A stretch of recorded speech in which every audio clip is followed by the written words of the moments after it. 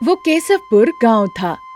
वहाँ एक बंगलों में अनामिका, जो कि शादी के लिए बिल्कुल तैयार थी, वो गैस स्टोव में कुछ पका रही थी। उसकी माँ सुजाता उसके पास में ही खड़ी थी। हाल ही में उसे एक लड़का देखने आया था, उसके बारे में पूछती है। अनामिका, कुछ दिन पहले एक लड़का देखने आया था, उसके बारे में तुमने कुछ नहीं कहा। उसमें अब क्या ही कहूँ माँ, लड़का मुझे पसंद नहीं आया। अगर पढ़ाई लिखाई ना भी जानता हो तो उसे कुछ काम सीख लेना चाहिए, पर वो लड़का तो घर पे ही रहता है। ये सब देखकर मुझे वो लड़का अच्छा नहीं लगा। कोई बात नहीं बेटा, जो लड़का तुम्हें पसंद आएगा हम उसी से तुम्हारी शादी कराएंगे।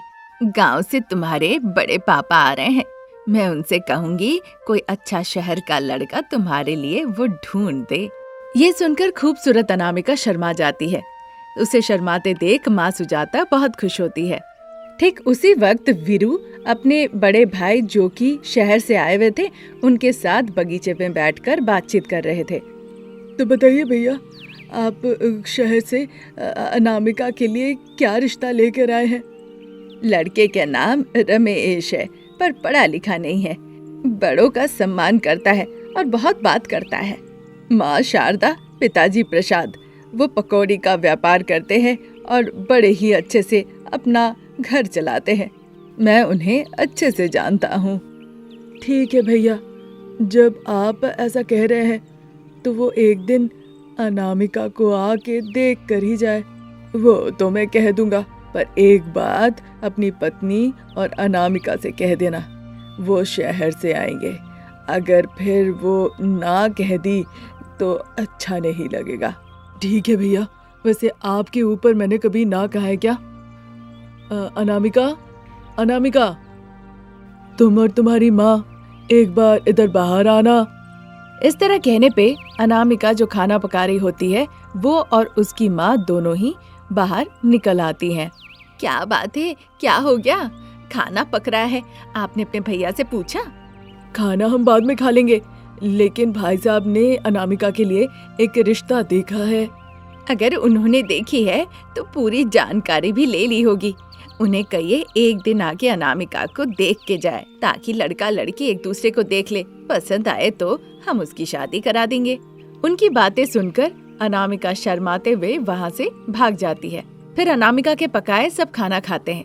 उधर शारदा, प्रसाद बड़े ही साधारण घर में रहते थे।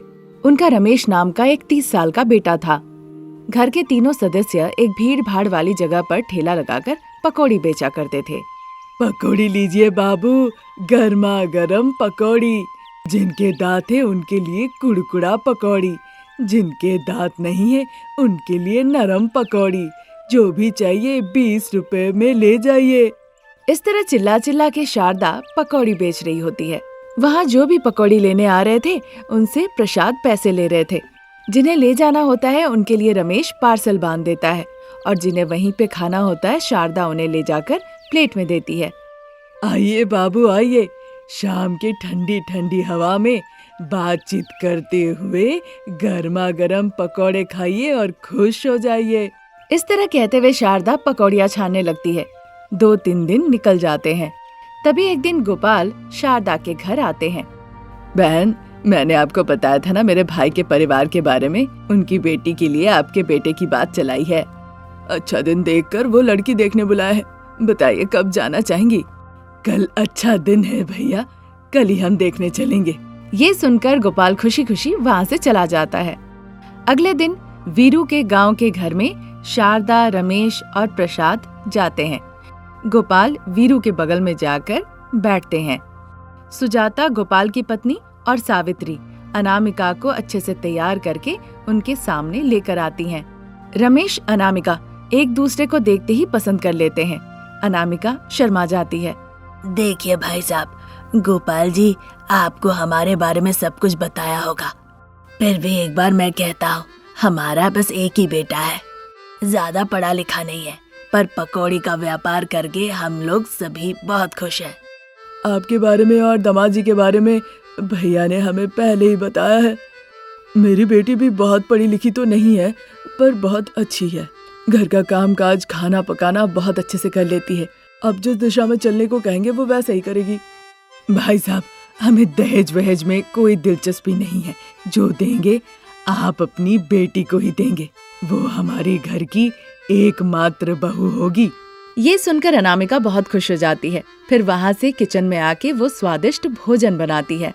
गोपाल और प्रसाद बातचीत करते हैं। वीरू रमेश को अपने साथ ले जाते हैं बाहर ताड़ के पेड़ के पास। अंकल, आप मुझे यहाँ क्यों ले आए? ये क्या कह रहे हो बेटा?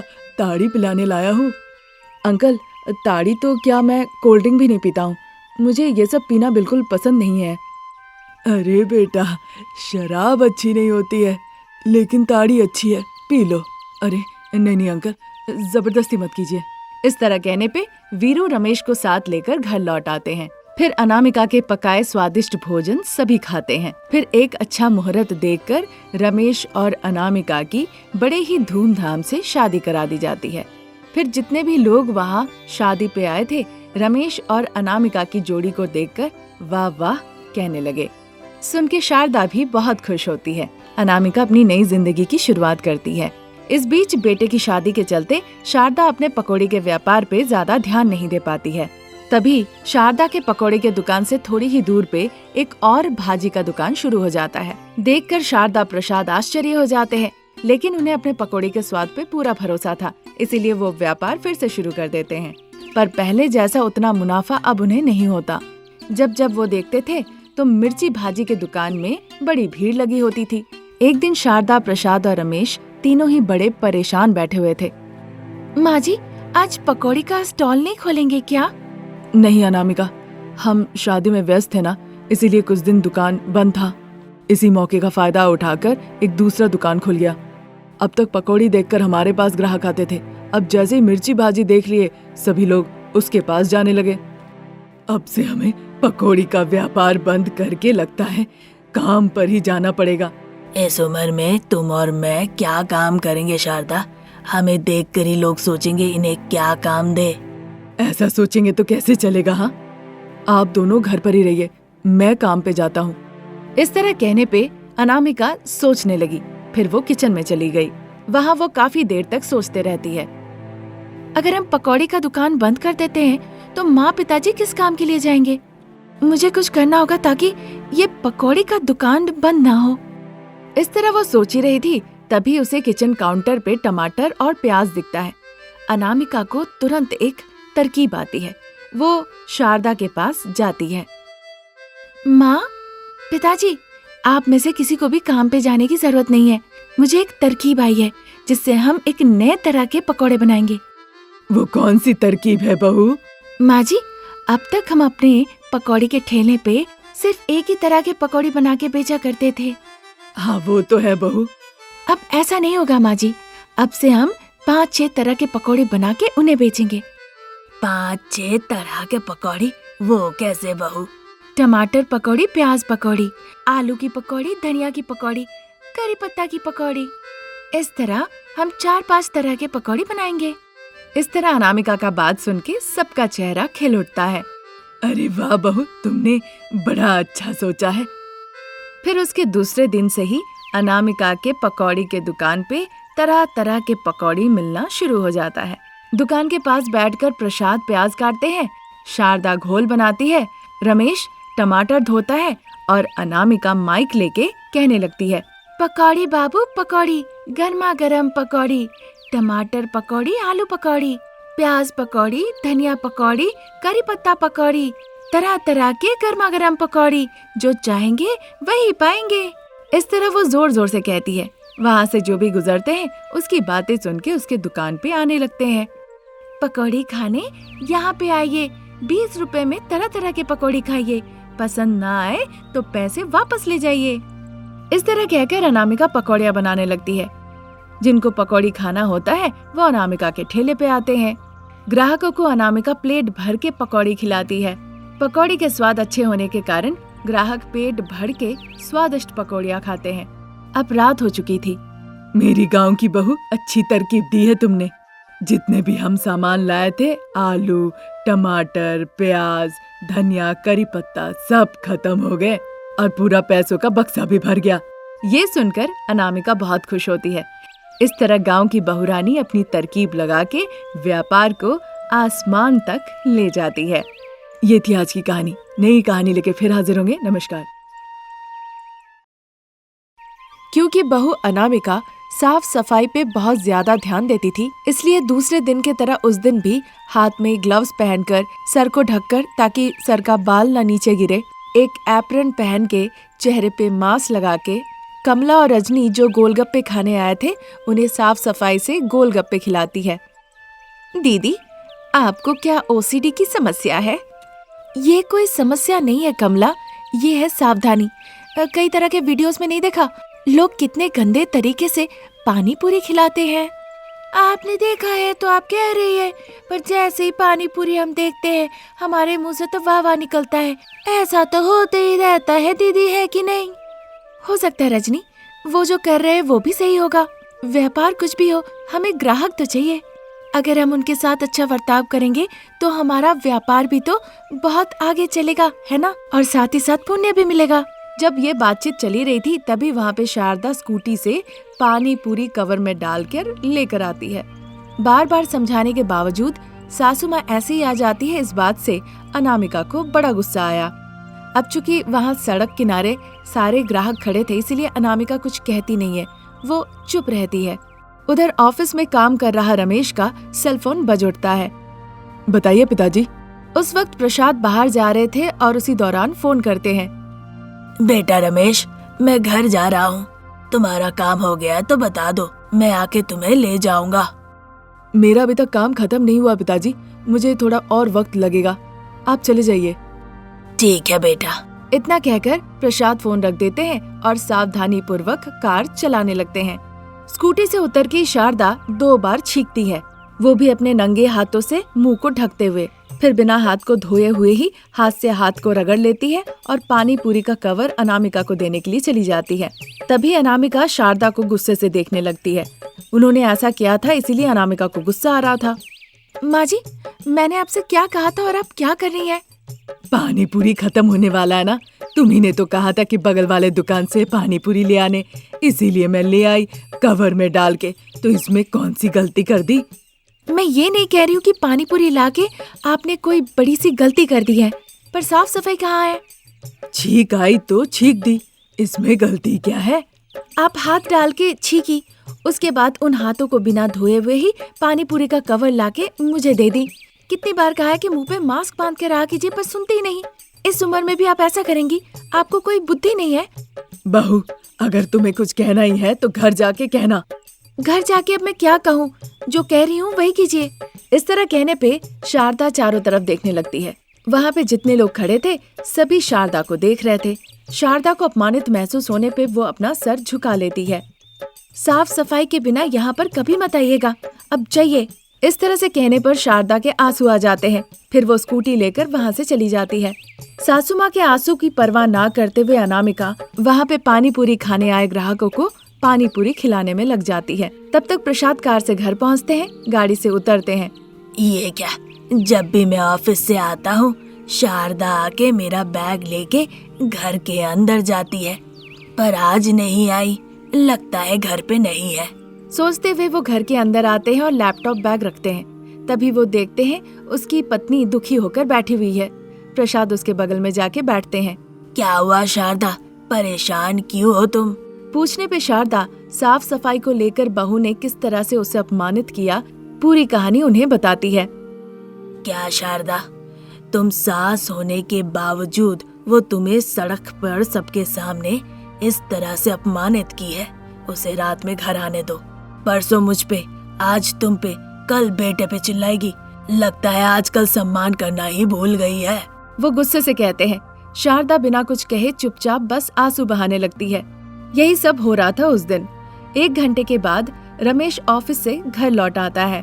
घर पे माँ पिताजी को दुखी देखता है। फिर उसे जो जो कुछ हुआ था साफ सफाई को लेकर सारी बातें बताई जाती है। वो गुस्से से घर से बाहर निकल आता है और आके गाड़ी में बैठ के अनामिका को फोन लगाता है। अनामिका, तुम्हारा पानी पूरी अभी तक बिका नहीं? नहीं जी, अभी मुझे और 1 घंटा लगेगा। ये सुनकर रमेश गुस्से से फोन काट देता है। ये तो बहुत गुस्से में है। लगता है जैसे ही वो ऑफिस से आए सासू माँ ने रोते रोते पूरी कहानी अपने बेटे को बता दी, इसीलिए। इस तरह सोचती है फिर वहाँ पे जितने ग्राहक आए थे उन्हें पानी पूरी खिलाने लगती है। 1 घंटा निकल जाता है। जितने पानी पूरी वो लाई थी सब खत्म हो जाते हैं। ठेले को ढकेलते हुए घर आती है। घर का दरवाजा खोलती है, देखती है पूरे घर में अंधेरा। ये क्या, सारा घर अंधेरा है, दरवाजा भी इस तरह खुला हुआ है, बाहर तो बिजली है ही। सासू माँ, पिताजी, अजी। ये कहते हुए अनामिका आके बत्ती जलाती है। देखती है सोफे पे शारदा, प्रसाद और रमेश तीनों बैठे हुए हैं। उन्हें देखकर, आप लोग तीनों हॉल में हैं, लेकिन बत्ती क्यों नहीं जलाए? मैं कब से बुला रही हूँ, आवाज नहीं दे रहे थे, क्या हो गया आप लोगों को? इस तरह कहते हुए वो सासू माँ को देखती है। सासू माँ रो रही थी। मुझे माफ कर दीजिएगा माँ जी। अनामिका के इस तरह से कहने पे शारदा गुस्से से खड़ी हो जाती है। एकदम दूर रहो बहू, तुम ही तो एक बहुत साफ सुथरी हो और मैं तो गंदी हूँ। मेरे पास बिल्कुल मत आना, मुझे बहुत बीमारियां हैं, तुम्हें हो जाएगी। दूर ही रहो, अच्छा है। मेरे पास तो अकल भी नहीं है ना। सुन के शारदा गुस्सा करके वहाँ से चली जाती है। ससुर जी प्रसाद भी नाराज हो जाते हैं। परसों मैं, आज तुम्हारी सास, कल मेरा बेटा सड़क पे खड़ी होकर कहीं भी बेइज्जती करती हो, आसपास के लोगों को भी नहीं देखती। ये तरीका तुम्हारा हमें पसंद नहीं। इतना कहकर वो वहाँ से चले जाते हैं। इतना गुस्सा आ रहा ना अनामिका, लग रहा है कि एक थप्पड़ लगाओ। बेहतर होगा कि तुम मुझसे आकर बिल्कुल बात ना करो। इतना कहकर रमेश भी वहाँ से चला जाता है। अनामिका बिना कुछ कहे चुपचाप अपना सर सोफे पे टिका के बैठ जाती है।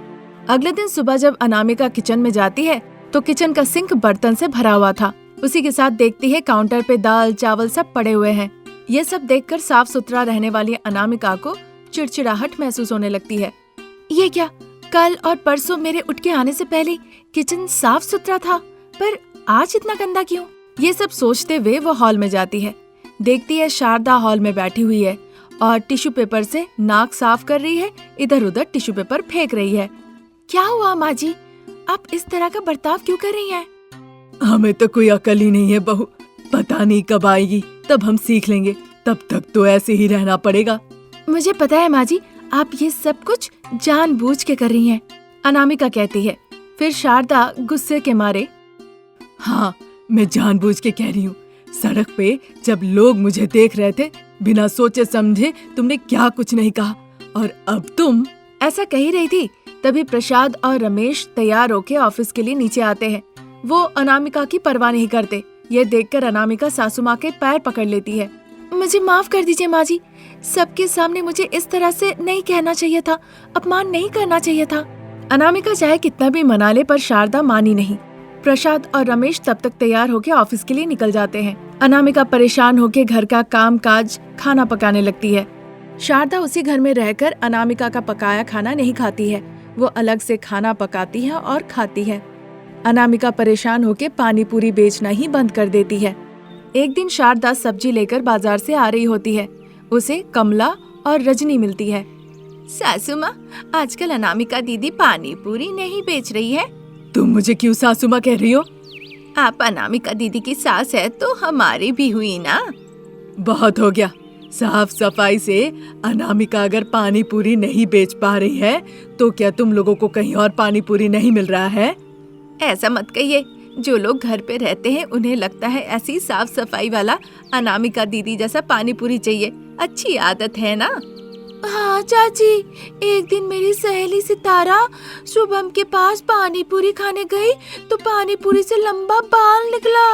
सिर्फ इतना ही नहीं, अगर उन्हें जुकाम हुआ तो उसी हाथ से मुंह ढकता है और फिर उसी हाथ को ले जाके अगर खुजली हुआ तो खुजलाता है, फिर उसी हाथ से हमें पानी पूरी खिलाता है। खा के तो बीमार पड़ जाए कोई भी। इस तरह की बातें सुन के शारदा कुछ जवाब नहीं देती और मन ही मन सोचने लगती है, मेरी बहू की साफ सफाई की वजह से वो हमेशा स्वस्थ रहती है और लोगों को पानी पूरी खिला के वो चाहती है कि वो लोग भी स्वस्थ रहे।